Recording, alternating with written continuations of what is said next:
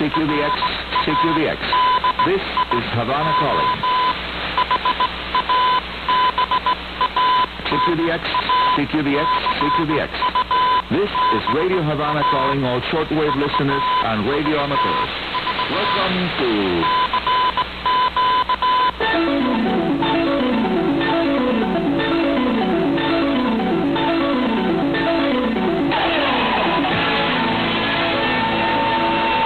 DXers Unlimited, Radio Havana's weekly feature dedicated to the fascinating world of radio communications. Hola, mis amigos radio aficionados all around the world now listening to this weekend edition of DXers Unlimited, coming to you directly and from the source, Radio Havana Cuba. I'm your host, Arnaldo Arnicoro, and here is item 1 of today's show. The impact of a stream of protons coming from the sun in the form of a high-speed solar wind was the cause of the geomagnetic storm that developed all over the week. It disrupted communications quite a bit. As always, the event brought some very interesting propagation events on the AM medium wave broadcast band that extended even as south as the northern coast of South America. Here in Havana, I was able to pick up several AM stations from Colombia when the geomagnetic storm wiped out stations located to the north of me that under normal conditions dominate those channels. Item 2, to clarify a concept related to the configuration used by certain type of radios, and this is the answer to a question sent by listener Mario from San Jose, Costa Rica, who is now assembling a TRF receiver.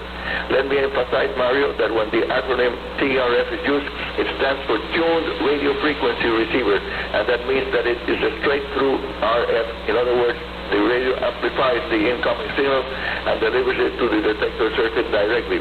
The detector of a TRF receiver, whatever type is used, operates at the same frequency as the signal coming in on the antenna.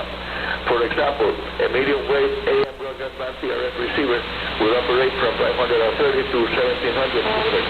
Another way, direct transmission of homodyne receivers. This is totally different from the classic super heterodyne radios where the detector operates at some other frequencies.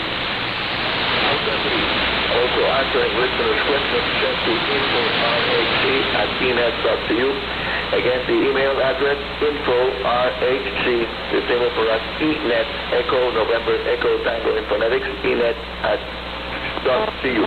The question was sent by listeners who all happen to be radio amateurs in USA and Canada. And they all want to know what happens to sporadic layer events from now on, from the middle of November on. Well, amigos, sporadic layer propagation events can happen at any time of the day and of the year. All along the year time it can happen. But there are two well-established seasons. There are two very definite seasons when sporadic layer events happen more frequently and also show a tendency to last longer. In a few weeks, we will be entering into the winter solstice sporadic season that spans from early December to early January, and that shows less intensity than the summer solstice season, when sporadic events show the highest frequency and those that do happen last longer. The winter E-skip season is enjoyed by 12, 10, and 6 meter band DX operators, but it would practically never do in the winter season the 2 meter band, something that doesn't happen during the summer. During the summer you may have rarely 5% probability that it may happen season to go up the E-skip layer up to the 2 meter band.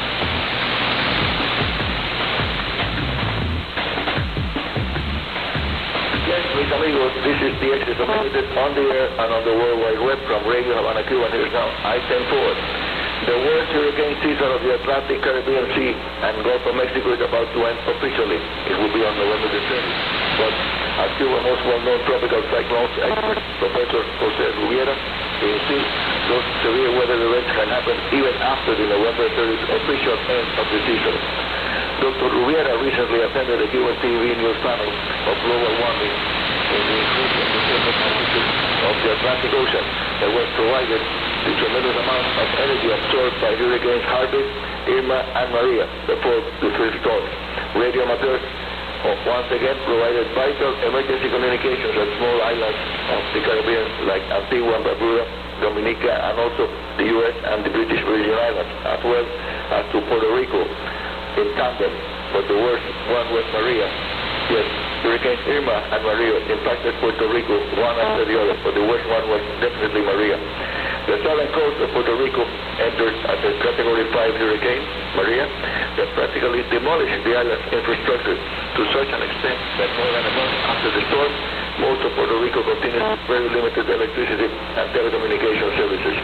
As a matter of fact, amateur radio operators continue to provide much-needed links between San Juan, the capital city of Puerto Rico, and isolated communities in the mountains.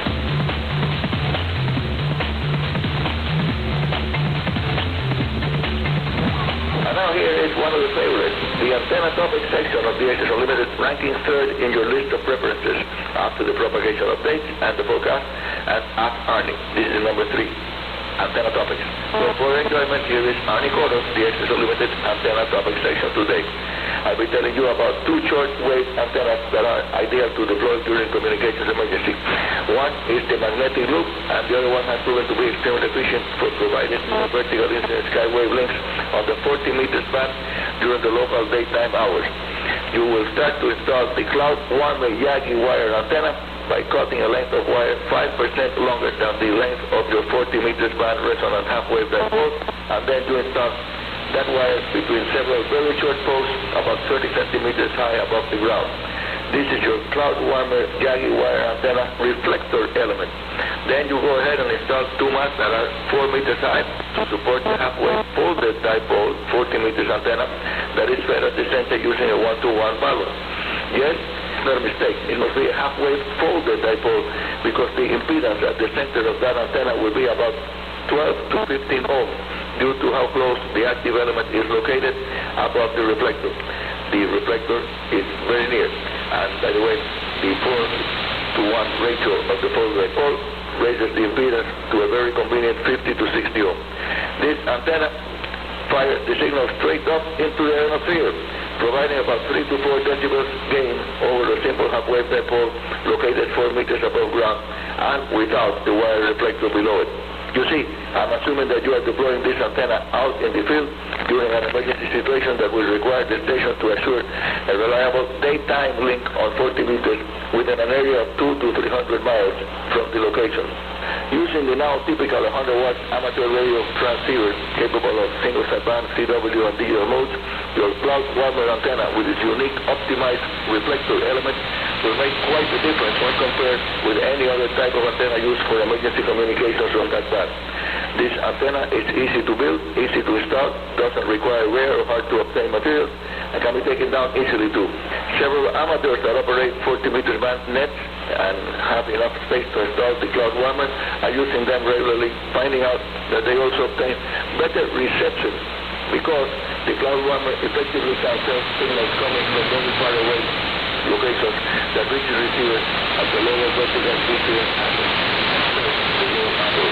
For all practical purposes, the Cloud Warmer really picks up stations that reach your station at angles of no less than 30 to 40 degrees above the horizon.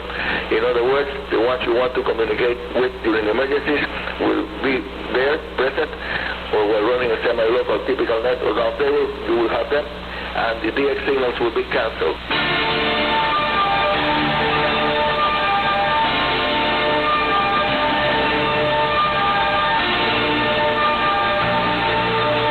Yes, my friends, the Cloud Warmer 2-element parasitic reflector wire Yagi antenna using the folded dipole element is among the ones that every amateur operator prepared to run an emergency station must have ready and keep ready. Using reinforced PVC mats, they are only 4 meters in length, will make it very easy to install using just 3 insulated guy wires held by stakes hammered into the ground for an emergency installation. You will want a better support system for a permanent installation. And now, as usual, at the end of the show, here is more information about the upcoming sporadic heat season that, according to my forecast, this is my own personal forecast, will be an early cycle, something that is expected that the winter heat season is going to coincide with a current period of very low solar activity. Long-time research done by several radio amateurs and published by several amateurs magazines seem to corroborate the fact that during periods of low solar activity, there is a high probability of sporadic events happening more frequently and lasting longer. So be prepared for what may be a good to excellent winter sporadic DX season, and also be ready to send your signal reports. I appreciate them very much. Send your signal reports and comments to info.rhc@enet.cu and via airmail to Arnie Coro, Radio Havana Cuba, Havana, Cuba. And that's all for today. This is Arnie Coro, Radio Amateur CO2KK, your host here at Radio Havana's DXers Unlimited, saying 73 and very good DX.